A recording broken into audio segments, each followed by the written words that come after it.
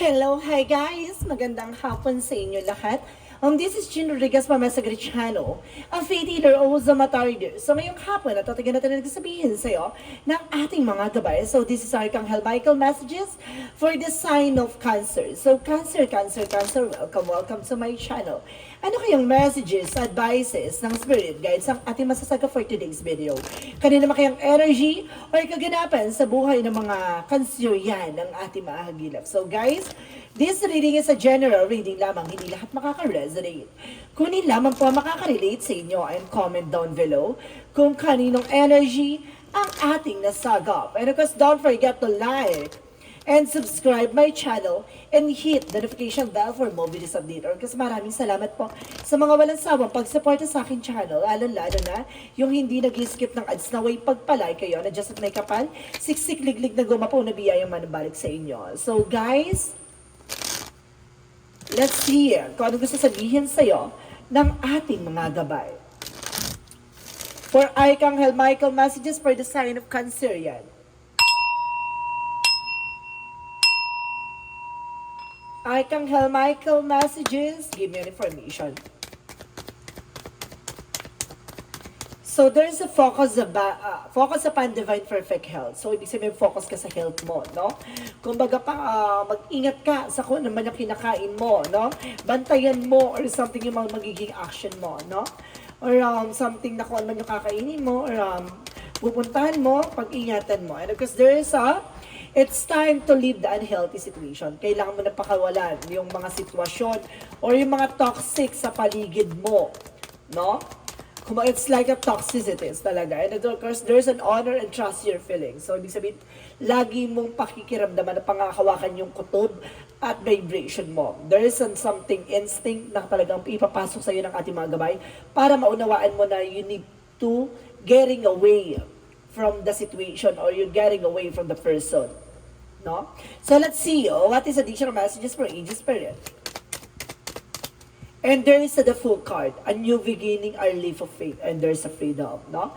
Kung magpalayain mo yung sarili mo sa mga negatibo, no? And because there's the Knight of Pentacles by security, no? Kung maging secure ka sa kung ano man ang meron ka, no? Kung habaan mo yung pasensya mo, no? And of course, maging responsible ka sa mga kung ano man ang meron ka. And there's a Ten of Swords. So there's a backstabbing, betrayal. And of course, sinasabi dito guys, there's a death card. So there's an ending in your beginning, no? Kung may mga bagay na kailangan mo nang tapusin, no? Waksiin, alisin, na nagdudulot ng negatibo sa'yo. So there's the wheel of fortune, so there's a good luck. No? May swerteng iikot na sa'yo, no? And of course, there's a Two of Pentacles na maging balance ka in all the time, no? In all aspects, no? Kung kailangan mo maging balance. And of course, there's the Fool card for the High Priestess. So, ibig sabihin dito, there's some mystery, secrets, and of course, spiritual insight. So, may mga bagay kang malalaman, makikita at matutuklasan. So, let's see. What is the Knight of Pentacles for the Six of Swords? Transition, no? Kumbaga, kailangan i-secure mo na, baguhin mo na yung mga bagay na dati mong kinagisnan, no? Na nagdulot sa'yo ng something, financial loss or something, crisis, sa kung ano man yung situation mo. So, let's see what is the Ten of Swords. The Ten of Swords is the Hierophant. So, there's a separation, no? Kumbaga, nagkaroon ng backstab, nagkaroon ng betrayal, ay request na ngayon kumbaga nagkaroon ng separation, no? Nagdulot ng ano to, no? Ng mga kalokohan or something. With the Tower moment, so there's a major changes that brings you a transformation na dapat mo nang tapusin. There's a chaos, no? May nasira may mga bagay na nawala, may mga bagay na hindi na mababalik pa. So, kailangan mo nang pakawalan na, no? So, let's see what is the Wheel of Fortune. So there's a justice. Don't you worry. Umikot ang kapalaran. It's returning to your favor. At the same time, just justice will be served, no? Kumbaga, kakarmahin yung mga bagay na nakasakit sa'yo or nagbigay ng sakit or nagbigay ng kumbaga, heart pain, pain, something. Kumbaga, nagbigay sa'yo ng sakit sa nakaraan. No? Kung ano man yung aspeto ang dulot niyan, sinasabi sa'yo, babalik kung ano man ang ginawa nila sa'yo. no? What goes around comes around. So let's see what is the Two of Pentacles. Sa Two of Pentacles, so there's an Eight of Pentacles. So there's a focus sa ginagawa mo na. Maging balance ka, maging, kumbaga, mag-focus ka being dedicated sa ginagawa mo, sa trabaho, negosyo, hanap buhay, health mo. So, kailangan mag-focus ka. So, let's see, what is the full card in the High Priestess? So, there's a Four of Wands. Twin flame energy. So, there's soulmate connections. And of course, sinasabi sa'yo dito, kumbaga, there's a leap of faith. Sinusubukan na pala na patiwala mo dito na, kumbaga, lahat ng mga bagay na hindi mo pa nakikita o hindi mo pa natutuklasan ay maaari mo nang makita at malaman. With the Four of Wands is the engagement, proposal, and the Ace of Swords is the breakthrough. So this is the moment na kumbaga, ipapanalo mo to, no? Ikaw naman, no? Parang oras mo naman, kumbaga, parang time mo naman na maging masaya, maging maayos, maging maligaya, maging, kung ano man yung mga naging worries mo sa nakaraan mo ay maaaring ma-fulfill yan. And because there is the Seven of Cups. So see, confusion. So ito yung nagdulot ng kaguluhan sa buhay mo, no? Yung pagbabackstab. Kumbaga, nagkaroon ng separation, it's a good part. Na ito yung sinasabi na it's time to leave the unhealthy situation or the toxic relationship or toxic situation. So let's see, what is the Death card in the Tower moment?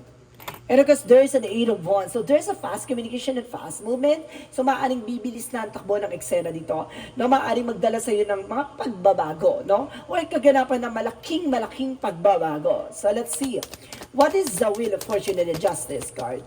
So there's an information with the Ten of Wands. So ibig sabihin, kung ano man yung nagsilbing pabigat, or yung mga obligasyon, responsibilidad na yan, ay maaaring na return to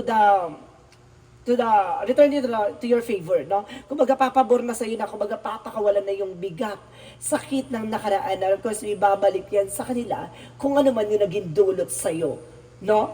And of course there is the Empress card for a rebirth. So ito na nga, no? Kumbaga babalik na yung sigla at gandang hindi nila inakala, no? Parang kumbaga moment mo naman, no? Oras mo naman para, 'di ba? Para makita nila kung ano man, ano yung sinayang nila, at the same time kung ano yung mga bagay na sinira nila na 'di ba, indestructible ka dito, guys. Hindi ka nasira dun sa paraan na yung gusto ka nilang durugin, sirain, kumbaga, pero hindi nila nagawa. No? Bagkos naging mas ano ka pa, no? Mas naging mataas pa yung value mo. Ganon. So let's see. You are being a gold. So there is the outcome is the Five of Wands. So there is a lot of competitors. No? Marami kang kakompetensya, no? And there is the Page of Wands for a good news. May magandang balita dito, no? And of course, let's see, anong balita to? Ano, of course, ano tong competitor or something? So there is an offer, no? A new beginning, no? Love, happiness, etc. na magdadala sa iyo ng something, a new feelings, no? Kumbaga kakaiba na parang ano siya, fulfillment talaga, guys. So there's the Moon card for dream coming true. So meron talagang something unexpected, no? So let's see, guys, no? Kung ano yung eksena dito about sa career mo. Sa career mo naman, guys, so there's the Ten of Pentacles. So there's a long-term success and long-term investment with the financial security, with the Ace of Wands is a new beginning and new ideas and new plans. So talagang babaguhin ng sistemang kinagagalawan mo with the Lover's card. So ibig sabihin dito, may kaugnayan pa ang love life mo. Diba? Kumbaga ang career mo, kumbaga outsider, magkakaroon ka ng bagong love life and career. O, diba? Kumbaga sa kape, 3-in-1, shati. So let's see, additional messages for what is the additional messages for relationships? So there's a devil.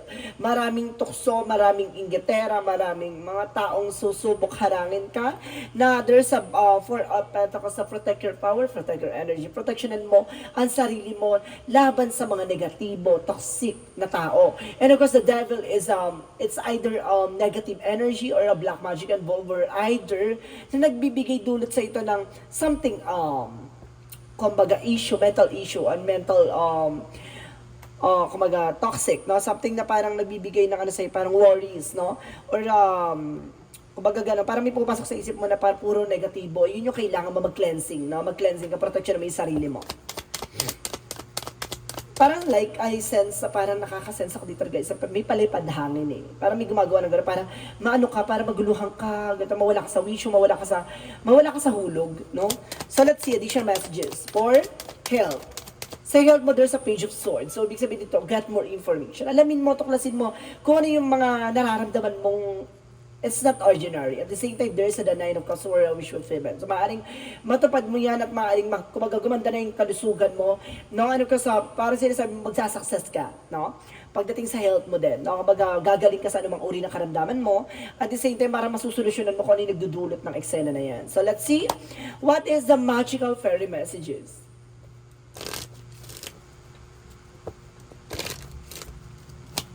For magical fairy messages, so there's a patient list, so kailangan mong habaan ang pasensya mo dito.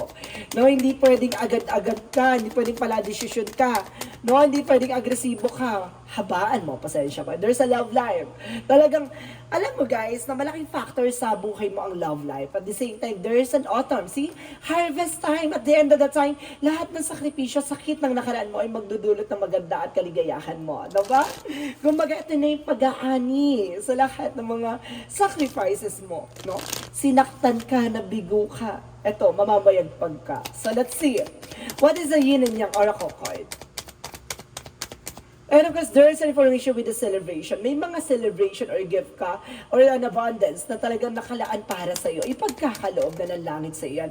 And there's an action and beginning. So see, sisimulan ng kumilos, no? Ang tadhana na nakalaan para sa iyo. And there's a reflection. Mag-ingat ka. Pag may lamat na, hindi na muling mababalik pa. Kaya mag-ingat ka sa mga magbabalat kayo, yung mga taong susubukin ka para lindangin ka, utuin ka, at sirain ka. So let's see what is the chakra messages. For the chakra is the completions. No, hindi pa huli ang lahat, no? Huwag mong hayaan mahuli ang lahat. You need to take an action for this. At the same time, there is a perception, no? Baguhin mo yung mindset mo, baguhin mo yung iniisip mo. Kailangan always think positive, being optimistic, no? And there's a joy. Magkakaroon ka ng happiness dito at the end of the time. So guys, let's see. What is the Monsology? For Monsology is, look at the bigger picture. Ito yung sinasabi ko na tignan mo lagi yung magiging possibilities, no?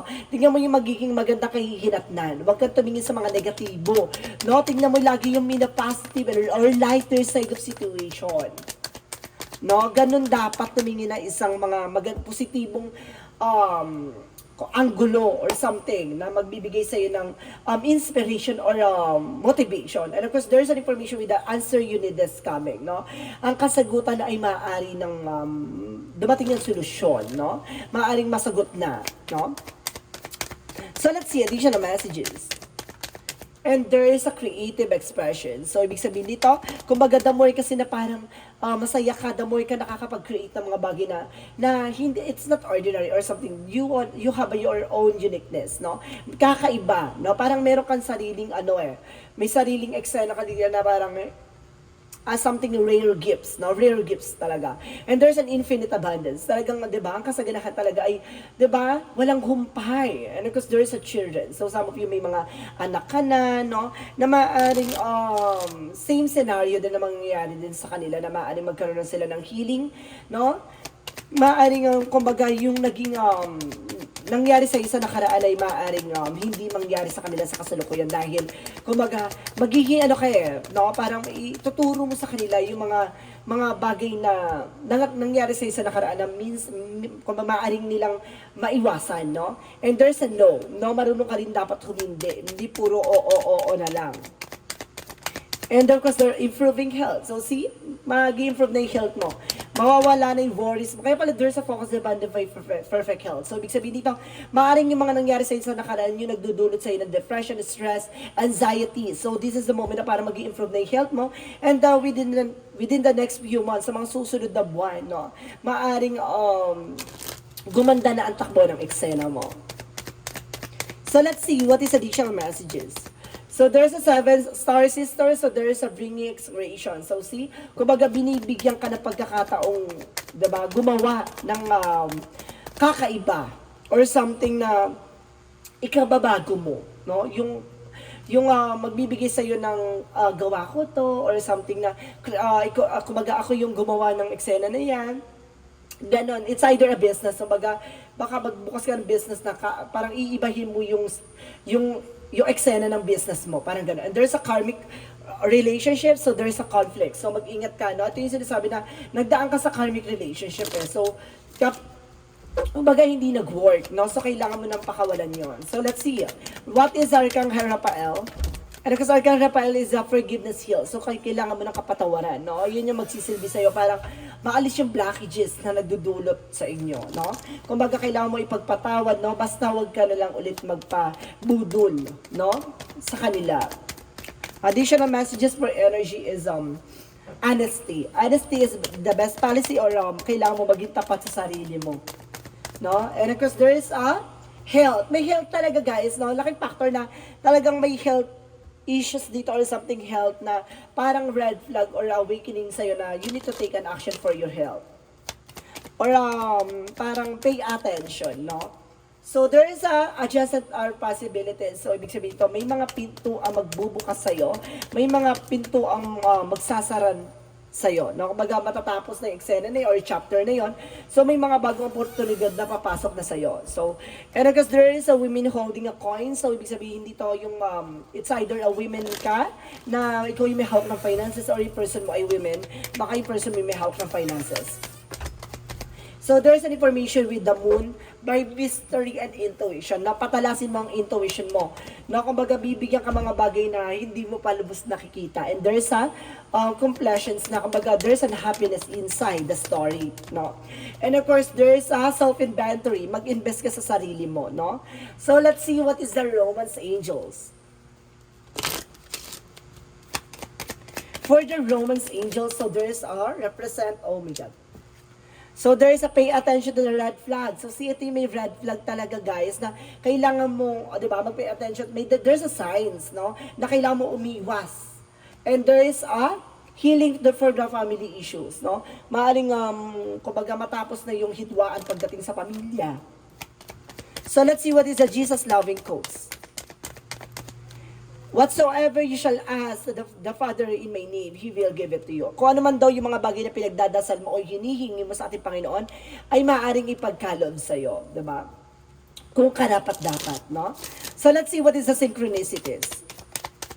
For synchronicities, there's a rise, no? Talagang mamamayag pag ang panibagong eksena for you. And of course, there is the beauty, no? Talagang yung ganda, no? Parang you're indestructible talaga, guys. Para sinabi dito na, kumbaga, you are the beautiful disaster. Parang ganon, no? Kumbaga, magkakaroon ng transformation na parang isisilang yung panibagong eksena na hindi akalaing gaganda. No? Parang ganon. You see sibol ng ganong kaganda.